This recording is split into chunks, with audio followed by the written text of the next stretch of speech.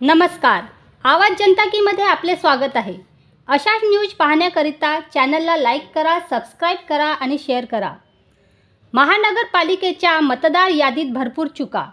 मतदार यादी पाहण्याकरिता ज्येष्ठ नागरिकांना त्रास. कित्येक मतदारांचे नाव दुसऱ्या प्रभागात.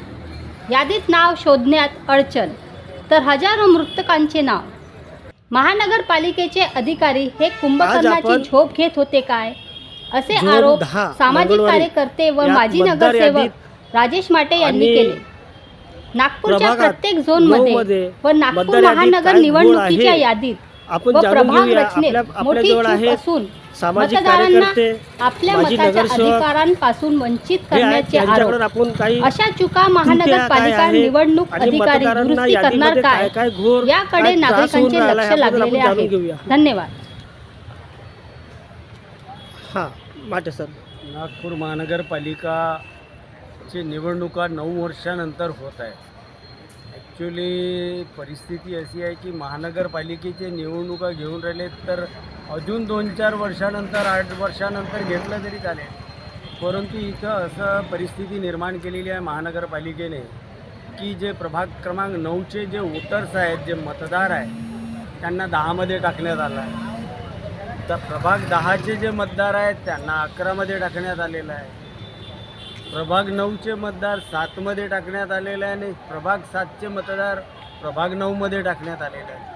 हा संपूर्ण घोळ जो आहे हा महानगरपालिकेच्या या निवडणुकीच्या माध्यमातून सर्व लोकांना या निवडणुकीत जे अंतिम यादी जी प्रस्तुत होणार आहे, आता तर प्रारूप यादी महानगरपालिकेने जाहीर केलेली आहे. त्या प्रारूप यादीमध्ये हा जो घोळ आहे हा लोकांच्या समजण्याच्या पलीकडे आहे. आता निवडणुकीच्या वेळेस जेव्हा ही फायनल अंतिम यादी येणार त्यावेळेस तर लोकांना ते कन्फ्यूज होतील. ते बिचारे बोलतील की आम्ही राहतो इकडे आणि प्रभाग 10मध्ये किंवा 11मध्ये वोट द्यायला जाणार, म्हणजे किती त्रासदायक हा कार्यक्रम आहे हे आमच्या लक्षात आलेलं आहे. आणि ही बाब आम्ही नागपूर महानगरपालिकेच्या अधिकाऱ्यांना लक्षात आणून दिलेली आहे. आणि त्याच्यामधनं ही जी माझ्याकडे जी हे लिहिलेलं जे आहे हे प्रत्येक वोटर्स जे आहे त्यांचे नावं कुठं कुठे आहे, कुठं कुठं गेले हे सर्च करून ॲपच्या माध्यमातून आम्ही हे काढलेले आहे. ज्याच्यामध्ये बरेचसे असे घोड आहे. काय म्हणजे आम्ही महानगरपालिकेला विचारू इच्छितो की तुम्ही महानगरपालिकेचे खरंच इमानदारीने निवडणूक घेत आहात का, की फक्त नावासाठी औपचारिकता म्हणून ही निवडणूक घेत आहे.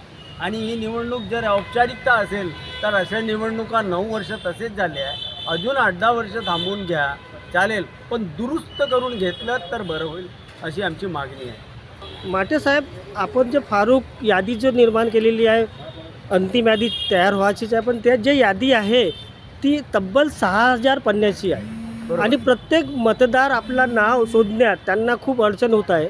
त्यामध्ये आपण काय सांगणार? ही प्रारूप यादी कोणी तयार केली आणि कशी काय तयार केली हे समजण्याच्या पलीकडचा विषय आहे.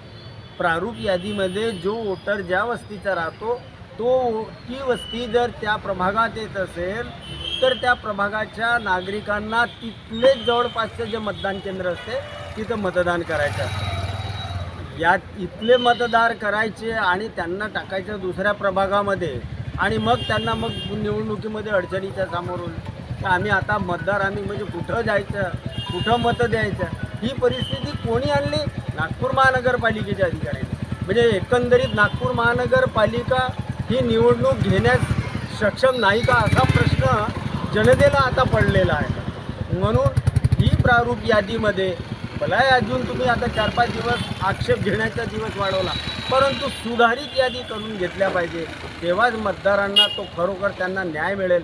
कारण की परमपूज्य डॉक्टर बाबासाहेब आंबेडकरांनी या देशातल्या गरिबालाही एक मत देण्याचा अधिकार आणि या देशाच्या उद्योगपतीही असेल त्याला एक मत देण्याचा अधिकार आहे. मग त्याच्या मताला आपण त्याच्यापासून का बरं वंचित करतो आहे? हे वंचित करण्याचं काम आणि वंचित करण्याचं षडयंत्र कोणी केलं आहे? आणि हे जे वंचित करण्याचं जर षडयंत्र महानगरपालिकेचे अधिकारी करत असतील तर त्यांच्यावर महानगरपालिकाच्या प्रशासकांनी त्वरित कारवाई करून ही सुधारित कार्यक्रम केले अशी आमची मागणी आहे. आपने प्रभाग रचना जब हुई त्यावेळेस आपण त्यांना एक हे टाकले होते, ऑब्जेक्शन टाकले होते. त्या ऑप्शनच्या बरोबर आहे काही आताची यादी? ज्या पद्धतीने आमचे मोठे बंधू राजेश भाऊंनी सांगितलं की प्रभाग 9चे मतदार 10मध्ये टाकण्यात आले, 10चे 9मध्ये टाकण्यात आले. आमच्या साईडला बघा, हा प्रभाग 9 बडा बिकट परिस्थितीमधला प्रभाग 9 आहे. अर्धा पश्चिममध्ये आहे, अर्धा उत्तरमध्ये आहे. तर त्या इंदोऱ्यामधील परिसरातील काही मतदारांना एक बूथ क्रमांक 123 ह्या बूथ क्रमांकावरच्या काही इंदोऱ्यातील लोकांना प्रभाग क्रमांक 7मध्ये टाकण्यात आला.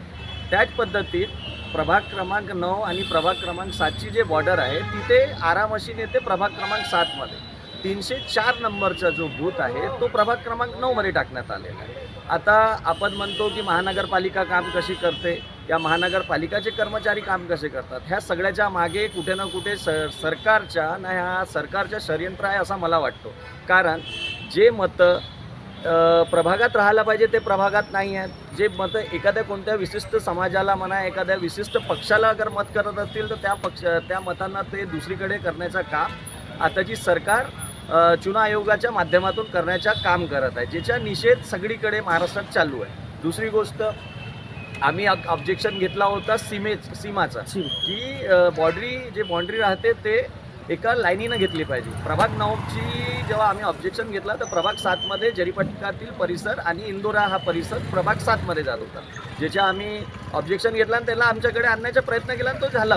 पण आता प्रश्न असा आहे की तिथले काही वोटं प्रभाग 7मध्ये जात आहे. हा कुठे ना कुठे महानगरपालिकाच्या कमिशनरांनी ज्या अधिकाऱ्यांनी याची पडताळणी केली आहे त्यांनी विचार करायला पाहिजे होता.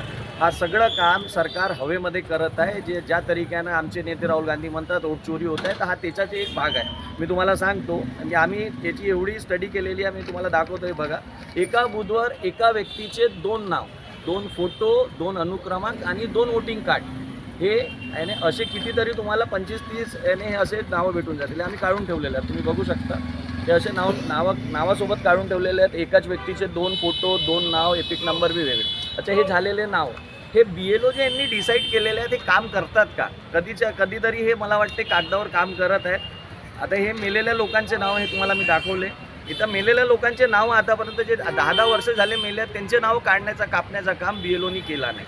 चुनाव आयोग फक्त ते एक मन आहे ना, मी मारतो तू ओरड, तसा काम आहे. आम्ही आदेश देतो, तुम्ही म्हणा की आम्ही कानपूर्ती केलेली आहे, फक्त तशा पद्धतीनं काम होतं आहे. अगर ज्या पद्धतीनं हा चुनाव घेण्याचा प्रयत्न आपली महाराष्ट्राची सरकार करत आहे, त्याच्याने स्पष्ट होत आहे की हे वोटांची चोरी करून सगळ्यांनी आपली पुन्हा महानगरपालिकेत सत्ता बसवण्याचं काम करत आहे. राजेश भाऊ, आपल्याला माहिती आहे की आपल्या मतदार यादीमध्ये प्रभाग 9मध्ये तब्बल 14,000 जवळजवळ OBC मतदार हे वाढलेले दिसून येत आहेत. त्यावर आपण काय पाहिलं? नवे जे मतदार आहे ज्यांना वोट देण्याचा अधिकार आहे, तर ते नवे मतदार वाढले ते प्रत्येक समाजाचे आहेत आणि त्याच्यामध्ये अंतर्भूत केलेले आहे.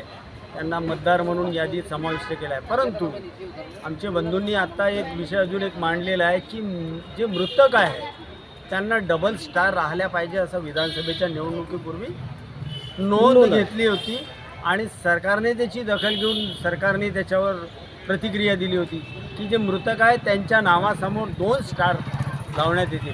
पण आताच्या या महानगरपालिकेच्या निवडणुकीच्या प्रारूप यादीमध्ये आम्ही पाहिलं तर कुठल्याच प्रकारची सिंगल स्टारही नाही आहे आणि डबल स्टार ही नोंद नाही आहे. याचा अर्थ असा होत आहे, महानगरपालिकेचे अधिकारी नुसते प्रशासक राजमध्ये आपलं जे धन कसं जमवता येईल त्याच्यात जेवढं लक्ष घातलं तेवढंच लक्ष गंभीरतेने जर प्रारूप यादीमध्ये टाकलं असतं तर मला असं वाटते ही जी बोडचूक ही आपल्याला इथं दिसून आली.